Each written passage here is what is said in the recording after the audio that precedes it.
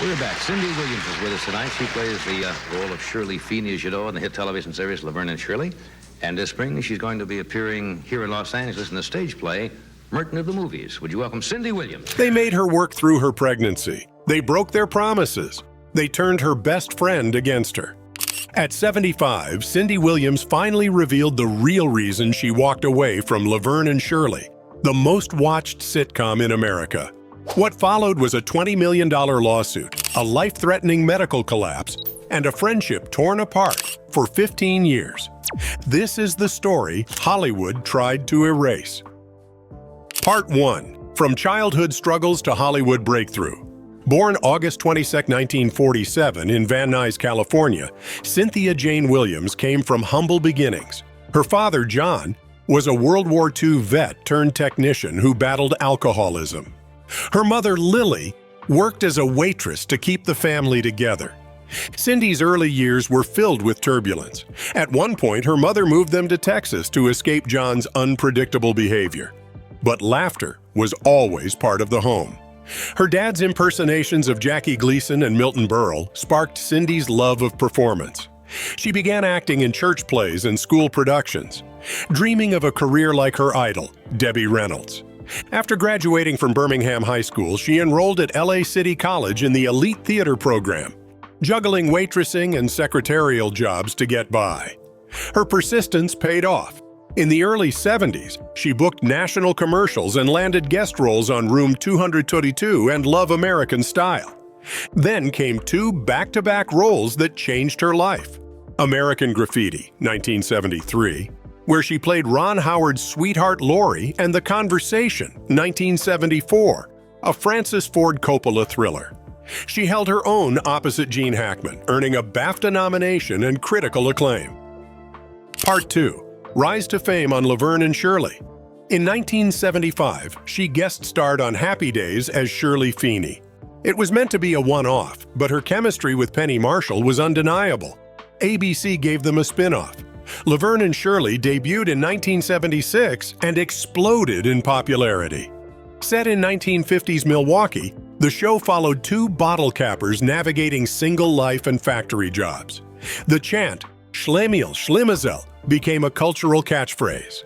Cindy's Shirley was optimistic, cautious, and sweet, the perfect foil to Penny's rough-edged Laverne. By 1978, the show was the top-rated sitcom on television. Cindy earned a Golden Globe nomination, and the show ran for 8 seasons. But while America laughed, cracks were forming behind the scenes. If you're enjoying this so far, take a second to like the video. It really helps more people find these stories. And if you haven't yet, hit that subscribe button. There's so much more to uncover. Part 3. Pregnancy Scandal and Explosive Exit. Tensions simmered. Penny Marshall's brother Gary produced the show, and Cindy began to feel the power dynamics shift. She believed Penny received special treatment. Penny disliked Cindy's husband, musician Bill Hudson, and thought he was too controlling. Despite creative clashes and uneven pay disputes, Cindy stayed committed. But in March 1982, she told producers she was pregnant. Paramount initially agreed to work around it. They promised she'd only film until October. They even hinted they'd write the pregnancy into the show. But things changed. The studio presented her with a contract demanding she work through her entire pregnancy, up to the due date.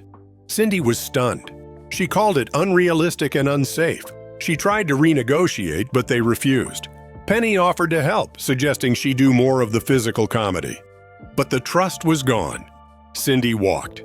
Her last episode aired October 12, 1982. The very next week, Shirley vanished from the show. No farewell scene, no explanation, just a line that she had moved overseas with her husband. The backlash behind the scenes was explosive. In August 1982, Cindy filed a $20 million lawsuit against Paramount and Gary Marshall, accusing them of breach of contract and retaliation. The case drew national attention.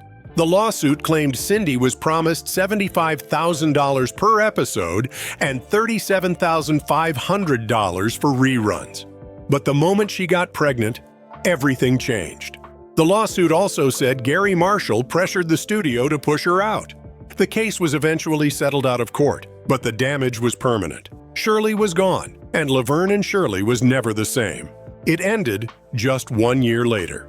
More importantly, the case opened up conversations in Hollywood about how pregnant women were treated on set.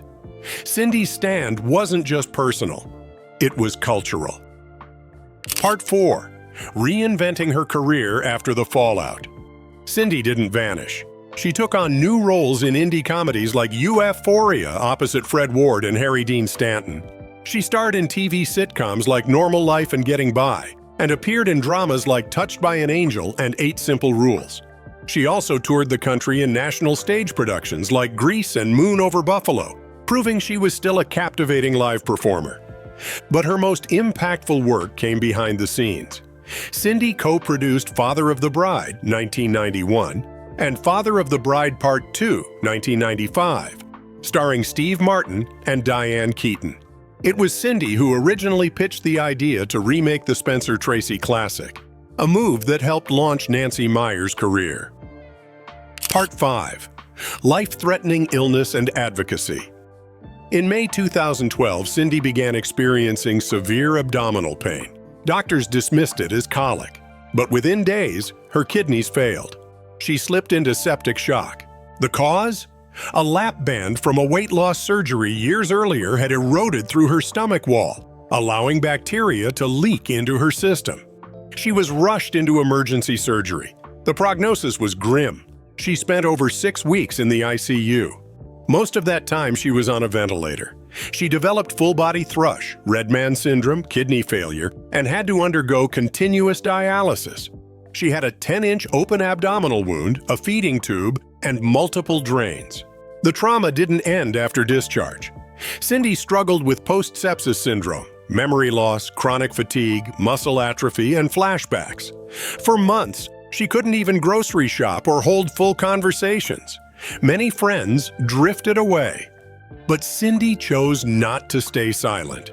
She became an outspoken advocate for sepsis awareness, urging others to recognize the early signs: fever, confusion, rapid heartbeat.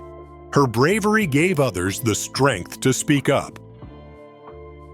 Part 6. Reconciliation, Legacy, and Final Goodbye. For years after her departure from the show, Cindy and Penny didn't speak. Their friendship, once so powerful, seemed permanently broken. But in the early 2000s, everything changed. Penny had divorced Bill Hudson and reached out. The two women reconnected. They laughed again. They healed. In 2012, they reunited publicly on Good Morning America, and later appeared together in a nostalgic episode of Sam and Cat.